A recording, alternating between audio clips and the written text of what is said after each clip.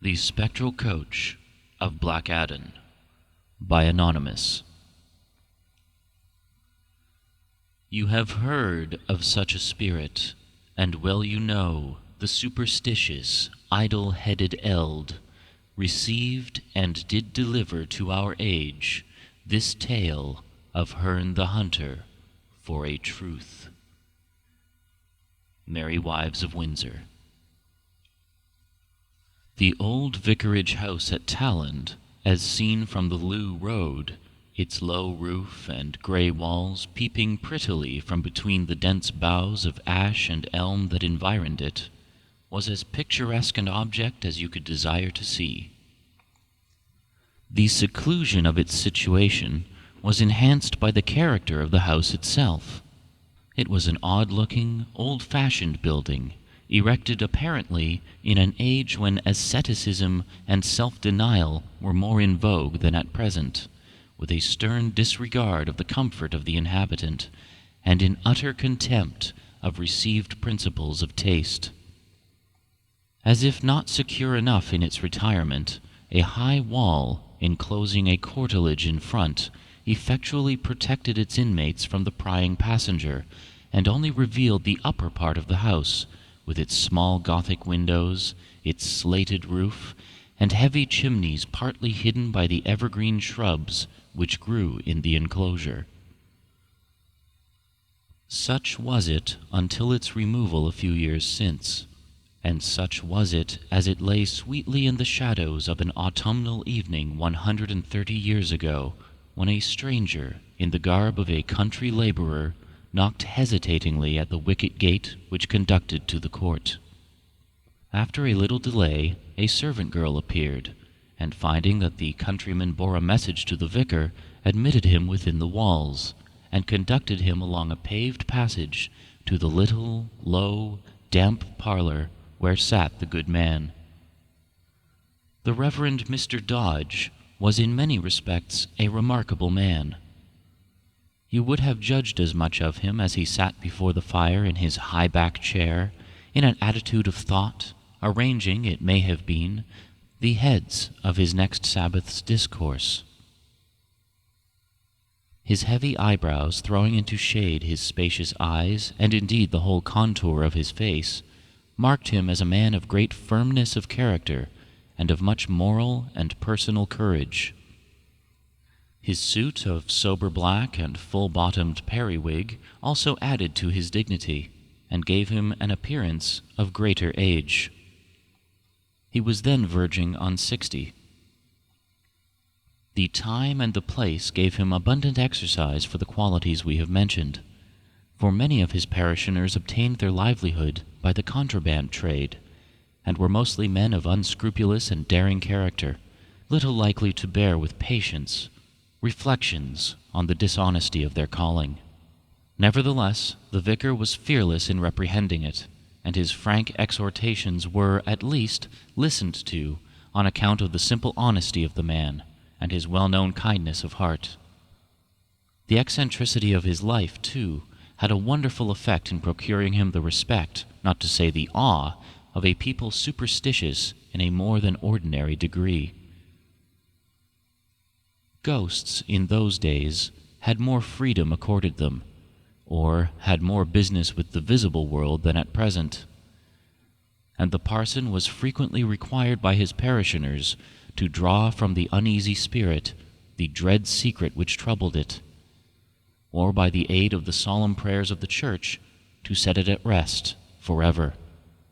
Mr. Dodge had a fame as an exorcist, which was not confined to the bounds of his parish, nor limited to the age in which he lived.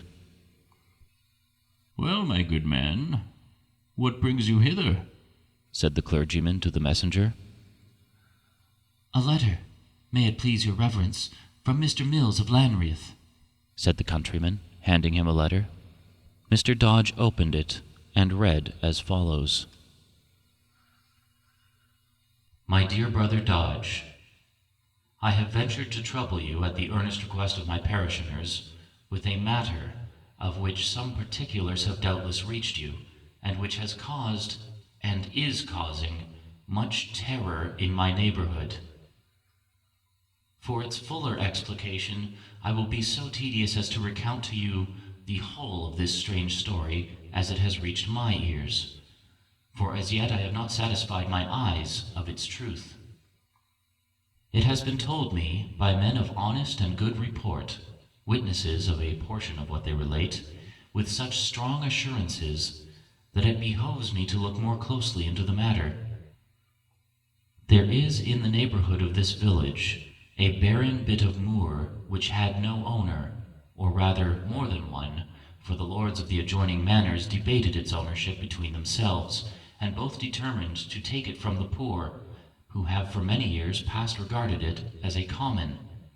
And truly it is little to the credit of these gentlemen that they should strive for a thing so worthless as scarce to bear the cost of law, and yet of no mean value to poor laboring people.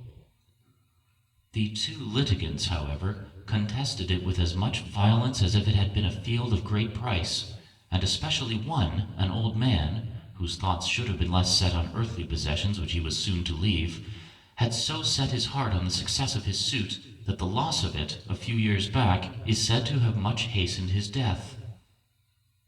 Nor indeed, after death, if current reports are worthy of credit, does he quit his claim to it. For at night time his apparition is seen on the moor, to the great terror of the neighboring villagers.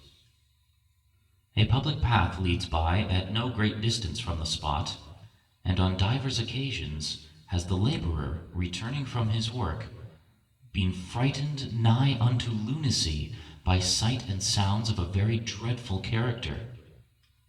The appearance is said to be that of a man, habited in black, driving a carriage drawn by headless horses. This is, I avow, very marvelous to believe, but it has had so much credible testimony, and has gained so many believers in my parish, that some steps seem necessary to allay the excitement it causes. I have been applied to for this purpose, and my present business is to ask your assistance in this matter, either to reassure the minds of the country people if it be only a simple terror, or, if there be truth in it, to set the troubled spirit of the man at rest. My messenger, who is an industrious, trustworthy man, will give you more information if it be needed, for from report he is acquainted with most of the circumstances, and will bring back your advice and promise of assistance. No doubting of your help herein, I do with my very hearty commendation commit you to God's protection and blessing, and am your very loving brother, Abraham Mills. This remarkable note was read and reread, while the countryman sat watching its effects on the parson's countenance, and was surprised that it changed not from its usual sedate and settled character. Turning at length to the man, Mr. Dodge inquired, "Are you then acquainted with my good friend Mills?" "I should know him, sir," replied the messenger, "having been sexton to the parish for 14 years, and being, with my family, much beholden to the kindness of the rector." "You are also not without some knowledge of the circumstances related in this letter. Have you been an eye-witness to any of those strange sights?" "For myself, sir, I have been on the road at all hours of the night and day, and never did I see anything which I could call worse than myself. One night my wife and I were awoke by the rattle of wheels, which was also heard by some of our neighbors, and we are all assured that it could have been no other than the black coach. We have every day such stories told in the villages by so many creditable persons that it would not be proper in a plain, ignorant man like me to doubt it." "And how far," asked the clergyman, "is the moor from Lanreath?" "About 2 miles, and please your reverence, the whole parish is so frightened that few will venture far after nightfall, for it has of late come much nearer the village. A man who is esteemed a sensible and pious man by many, though an Anabaptist in principle, went a few weeks back to the moor, 'tis called Blackadon, at midnight, in order to lay the spirit, being requested thereto by his neighbors, and he was so alarmed at what he saw that he hath been somewhat mazed ever since." A fitting punishment for his presumption, if it hath not quite demented him, said the parson. These persons are like those addressed by Saint Chrysostom, fitly called the Golden-Mouthed, who said, Miserable wretches that ye be, ye cannot expel a flea, much less a devil. It will be well if it serves no other purpose but to bring back these stray sheep to the fold of the church. So, this story has gained much belief in the parish? Most believe it, sir, as rightly they should. What hath so many witnesses? Said the sexton. Though there be some, chiefly young men, who set up for being wiser than their fathers, and refuse to credit it, though it be sworn to, on the book. If those things are disbelieved, friend, said the parson, and without inquiry, which your disbeliever is ever the first to shrink from, of what worth is human testimony? That ghosts have returned to the earth either for the discovery of murder, or to make restitution for other injustice committed in the flesh, or compelled thereto by the incantations of sorcery, or to communicate tidings from another world, has been testified to in all ages. And many are the accounts which have been left us both in sacred and profane authors. Did not Brutus, when in Asia, as is related by Plutarch, see... Just at this moment the parson's handmaid announced that a person waited on him in the kitchen. Or the good clergyman would probably have detailed all those cases in history, general and biblical, with which his reading had acquainted him. Not much, we fear, to the edification and comfort of the sexton, who had to return to Lanreath, a long and dreary road, after nightfall. So, instead, he directed the girl to take him with her, and give him such refreshment as he needed, and in the meanwhile he prepared a note in answer to Mr. Mills, informing him that on the morrow he was to visit some sick persons in his parish, but that on the following evening he should be ready to proceed with him to the moor. On the night appointed, the two clergymen left the Lanreath rectory on horseback, and reached the moor at 11 o'clock. Bleak and dismal did it look by day, but then there was the distant landscape dotted over with pretty homesteads to relieve its desolation. Now nothing was seen but the black patch of sterile moor on which they stood, nothing heard but the wind as it swept in gusts across the bare hill and howled dismally through a stunted grove of trees that grew in a glen below them, except the occasional baying of dogs from the farmhouses in the distance. That they felt at ease is more than could be expected of them, but as it would have shown a lack of faith in the protection of heaven, which it would have been unseemly in men of their holy calling to exhibit, they managed to conceal from each other their uneasiness. Leading their horses, they trod to and fro through the damp fern and heath with firmness in their steps, and upheld each other by remarks on the power of that great being whose ministers they were, and the might of whose name they were there to make manifest. Still, slowly and dismally passed the time as they conversed, and anon stopped to look through the darkness for the approach of their ghostly visitor. In vain. Though the night was as dark and murky as ghost could wish, the coach and its driver came not. After a considerable stay, the two clergymen consulted together, and determined that it was useless to watch any longer for that night, but that they would meet on some other, when perhaps it might please his ghostship to appear. Accordingly, with a few words of leave-taking, they separated, Mr. Mills for the rectory, and Mr. Dodge, by a short ride across the moor, which shortened his journey by 1/2 mile, for the vicarage at Talland. The vicar rode on at an ambling pace, which his good mare sustained up hill and down vale without urging. At the bottom of a deep valley, however, about a mile from Blackadon, the animal became very uneasy, pricked up her ears, snorted, and moved from side to side of the road, as if something stood in the path before her.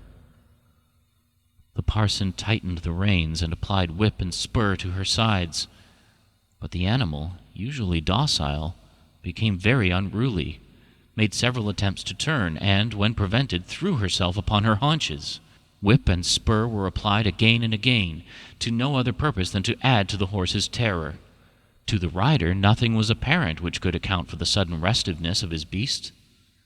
He dismounted, and attempted in turns to lead or drag her, but both were impracticable, and attended with no small risk of snapping the reins. She was remounted with great difficulty, and another attempt was made to urge her forward, with the like want of success. At length the eccentric clergyman, judging it to be some special signal from heaven, which it would be dangerous to neglect, threw the reins on the neck of his steed, which, wheeling suddenly round, started backward in a direction towards the moor, at a pace which rendered the parson's seat neither a pleasant nor a safe one. In an astonishingly short space of time, they were once more at Blackadon. By this time, the bare outline of the moor was broken by a large, black group of objects, which the darkness of the night prevented the parson from defining.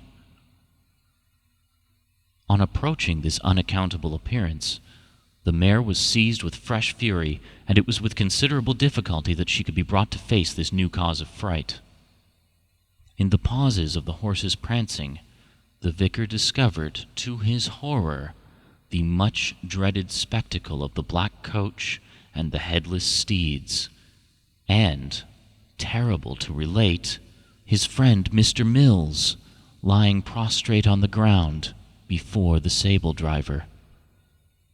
Little time was left him to call up his courage for this fearful emergency, for just as the vicar began to give utterance to the earnest prayers which struggled to his lips, the spectre shouted, "Dodge is come! I must be gone!" and forthwith leapt into his chariot and disappeared across the moor. The fury of the mare now subsided, and Mr. Dodge was enabled to approach his friend, who was lying motionless and speechless, with his face buried in the heather. Meanwhile, the rector's horse, which had taken fright at the apparition, and had thrown his rider to the ground on or near the spot where we have left him lying, made homeward at a furious speed, and stopped not until he had reached his stable door.